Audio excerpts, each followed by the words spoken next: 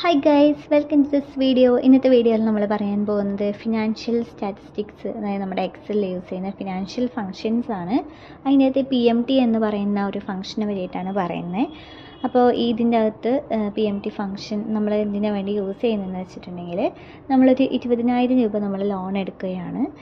8% പലിശയിലാണ് loan എടുക്കുന്നത്. 10 തവണകളായിട്ട് നമുക്കത് തിരിച്ചടയ്ക്കണം.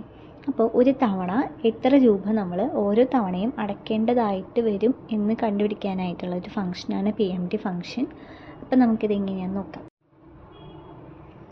അപ്പോൾ നമുക്ക് PMT എന്ന് പറയുന്ന ഫംഗ്ഷൻ നമുക്ക് യൂസ് ചെയ്യാം. ഇതിൻ്റെ അകത്ത് കാണിക്കുന്നുണ്ട് rate, NPR, PV, FV type എന്നൊക്കെ. റേറ്റ് എന്ന് പറയുന്നത് നമ്മുടെ ഇൻട്രസ്റ്റ് ആണ്, NPR എന്നുള്ളത് നമ്മുടെ തവണകളാണ്, PV എന്ന് പറയുന്നത് നമ്മളെടുത്ത എമൗണ്ട് ആണ്. ഓക്കെ, നമുക്ക് 12 മാസം ഉണ്ടല്ലേ, ഒരു വർഷത്തേക്കാണ് 8% പലിശ. അതുകൊണ്ടാണ് ഡിവൈഡ് ബൈ 12 കൊടുത്തത്. Thank you for watching this video.